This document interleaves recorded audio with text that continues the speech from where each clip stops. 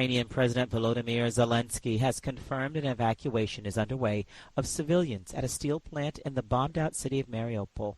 AP correspondent Mike Gracia has more. The United Nations says the long-awaited evacuation of people from a steel plant in the Ukrainian city of Mariupol is finally underway. UN humanitarian spokesman Saviano Abreu told the Associated Press the evacuation from the Azovstal steel plant was being done with the International Committee for the Red Cross and in coordination with Ukrainian and Russian officials. On Friday, Yulia Fedusyuk, the wife of an Azov regiment fighter, told the AP the soldiers in the steel plant should be allowed to evacuate as well. The lives of soldiers matter too, and we can't talk only about civils, and we are hoping that we can rescue the soldiers too. Up to 1,000 civilians and an estimated 2,000 Ukrainian fighters were believed to be hunkered down beneath the Soviet-era steel plant. I'm Mike Gracia.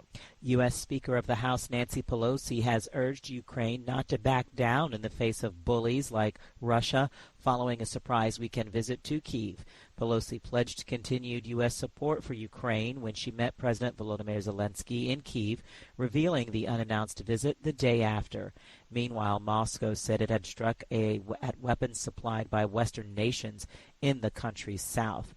Moscow calls its actions a special military operation to disarm Ukraine and rid it of anti-Russian nationalism fomented by the West.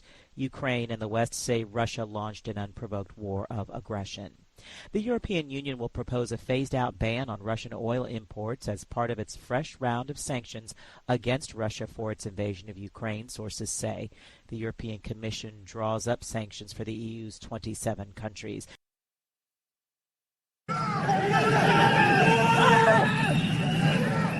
Police fired tear gas to push back black-clad anarchists who ransacked business premises in the French capital, Paris, Sunday during May Day protests against the policies of newly re-elected President Emmanuel Macron. Thousands of people joined May Day marches across France in which they called for salary increases and for Macron to drop his plan to raise the retirement age. Most were peaceful, but violence broke out in one part of Paris where windows were broken and garage bins set on fire. In the capital, trade unionists were joined by political figures, mostly from the left, and climate activists. Several thousands of people marched across Lisbon in the traditional May Day celebration Sunday. The parade gathered protesters from all walks of life holding signs and chanting slogans against precarious work, in favor of better wages and improved living conditions for all workers. It's organized by Portugal's main union. This was the first May Day without any COVID-19 restrictions since the beginning of the pandemic in 2020. Italy and Greece ease COVID-19 restrictions as they prepare for summer tourism season. AP correspondent Naomi Shannon has more. The popular European summer destinations prepare for peak season after 2 economically difficult years. Greek aviation authorities announced that proof of vaccination and a negative test are no longer needed for international and domestic flights. In Italy, similar health passes are no longer required when entering restaurants and other venues, but public health officials stress that the pandemic is still not over and ask citizens to remain diligent. Italy, which was once the epicenter of Europe's outbreak, is still reporting around 700 cases and more than 100 deaths per day. I'm Naomi Shannon. In the United States, Senator Rand Paul has promised to wage vigorous review into the origins of the coronavirus if Republicans retake the Senate and he lands a committee chairmanship. More from VOA's Tommy McNeil. The libertarian-leaning Republican is seeking a third term this year in the state of Kentucky. He says he's in line to assume a committee chairmanship if the GOP wins Senate control after the November election. With that power, he promised to get to the bottom of where this virus came from. U.S. intelligence agencies remain divided on the origins of COVID-19, but believe China's leaders did not know about the virus before the start of the pandemic.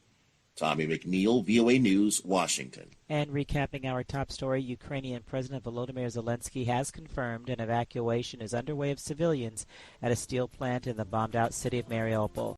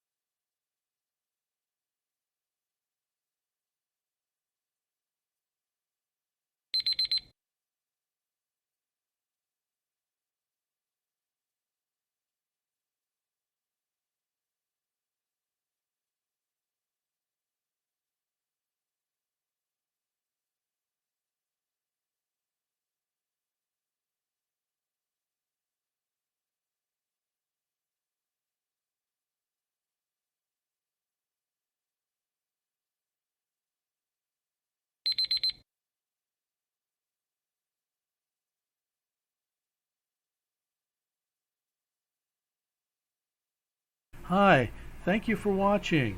I hope the videos are useful for you. Please subscribe to my channel using the button below.